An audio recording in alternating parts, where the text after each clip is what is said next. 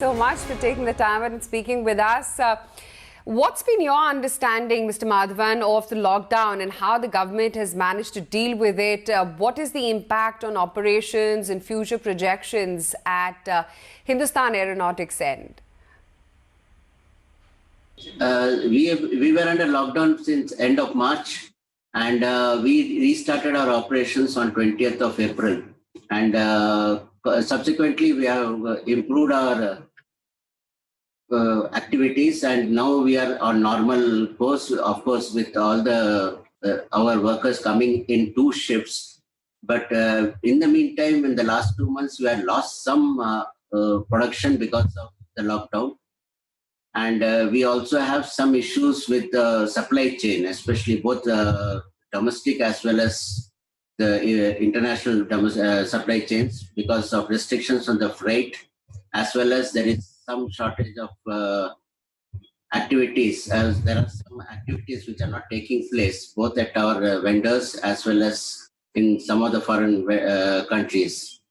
So this has definitely reduced our outlook for this year, but then we feel that we can make good this in the last 2 quarters of the year. As far as the demand side is concerned, we don't see any change in that, because our demands are based on the requirements of the armed forces, which is not going to be affected. Sure. Also, you're expected to complete the delivery of 70 HTT-40s by 2026. Are there any other such significant deals in the pipeline or deliveries which have been slated? The HTT-40, we are planning to start our production activities also. It is in the last legs of certification, and we hope to get an order being placed this year, or maybe latest very early next year. Similarly, we expect the orders to be placed for the helicopter platforms, that is the LUH and LCH. And of course, the 83 LCA is on the verge of being approved by the CCS. So if that happens this year, probably by September to December, then we will be on track for all these new production activities in the coming years. Good morning. Thank you so much for joining us. Now, what about the progress for the Navy chopper plan? Because reports have indicated that the company had made a strong pitch for its advanced lighting helicopter, or ALH, and could get a chance to even enter the competition if it is able to develop the compliant prototypes within a specific period of time. So what is the update on this front?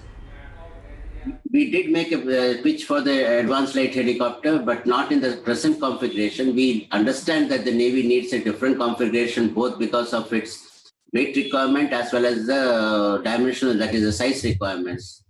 We are in a position to do all the modifications and probably redesign the aircraft to meet the Navy requirement.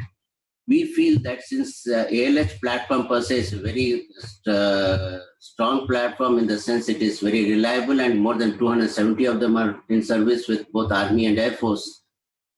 A same thing, extension of the same thing in Navy would help us in meeting the Atmanirbhar Bharat requirements, as well as we can support the Navy in the long term.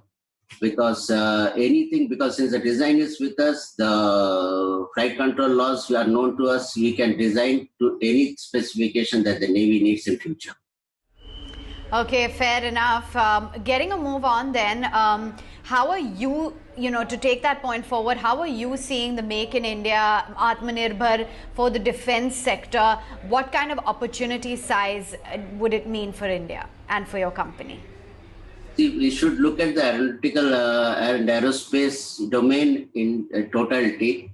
It's not limited only to the defense sector, because we should look at the civil sector also along with the defense sector to get the advantage of scale. So in that respect, if you look at it, the government's policies presently has been to improve the indigenous contents in all these activities.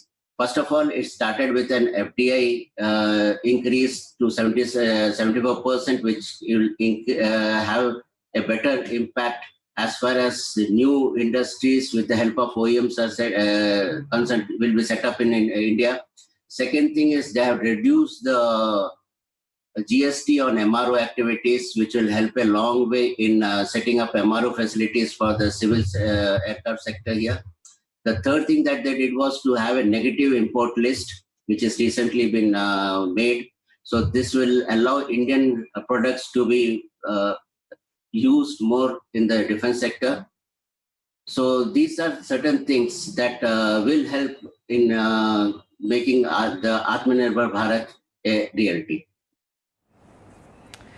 What do you make of the challenges in the import policy for defense as well? Will things shift to Indian ownership now?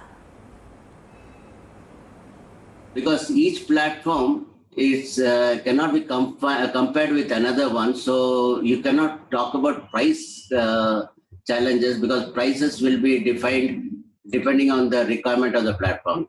That is one part of it. But with the FDI, what we should look at is to bring in new technologies rather than just manufacturing an existing platform in India.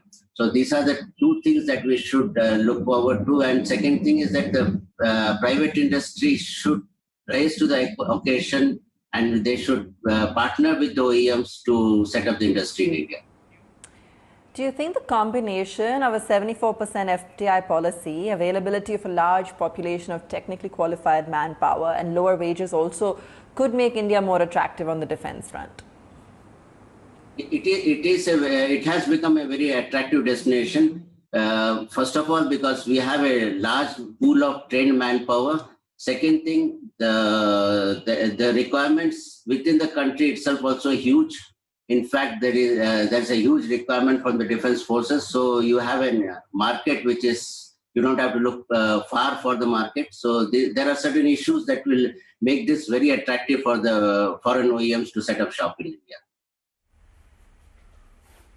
Sure.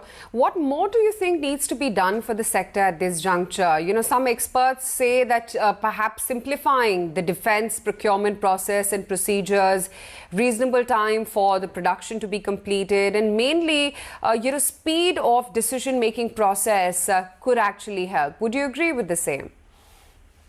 Yes, we are looking at a simplification of the procedure. The new DPP is also in the pipeline. In that, a lot of procedures have been simplified, and definitely a decision-making process should be made faster rather than what it was earlier. So this will definitely help in getting the defense procurement actions in line. Sure. You export to about 13 countries. What is the overall export contribution with the focus on self-reliance? Sooner and later, you expect to shift to defense sector growth led by exports to more countries? Till a few years back, we were not looking at export as one of our major activities. So there was only a small increase in the exports over the last few years. But comparatively now, we have our own platforms. So we have come out of the TOT regime, and almost all the platforms that we manufacture are designed by us, like LCA and all the range of helicopters, as well as STD-40, as you said earlier. So these are the areas where we are looking at the market, especially in some certain target countries. And we have been receiving favorable inquiries from all these countries. So in the future, definitely the ALH and the LCH and the LUH will be our main targets for export, as well as there are some countries which are looking at STD-40 as a basic trainer. So definitely these are the areas that we will look in future for exports, and we hope that we'll be in the export market very soon. Within the defense space, can you highlight a little bit more about aerospace, how big an opportunity for growth that presents? See, I can speak about the aerospace sector. So in that, what we have is that the fixed wing, that is the LCA and the MMRCA space is there. And secondly, it is on rotary wing side, that is all the helicopters, whether it is from 3 ton to whether it is 5 ton or a 10 to 12 ton category. So these are the areas where we feel that there will be an increase in demand, as well as there will be an increase in demand for the UAVs and UCAVs. So these are the areas that HL also is looking to and get into in future. So these are the areas that we feel that will be there in the coming years too. You know, we haven't really seen capex in India pick up. So what about defense expenditure that needs to go up so that we actually see an increase in growth in the sector? Yeah, because, first of all, you should understand that the aerospace is a very highly technology driven. So there has to be a capex to keep yourself abreast of the new technologies. So in fact, we have been putting a capex of around 1,500 crores year on year. So that to keep our manufacturing facilities up to date and also to ensure that the future platforms that we manufacture has the technology that is required. So there is a requirement of capex in this line. In fact, there is a requirement even for enhancing the capacities in certain areas. These are the two areas that we are putting our capex in, and this year also will not be different from others. All right, we'll leave it there then. Thanks so much for joining us and talking us through some of the current factors, Mr. Madhavan.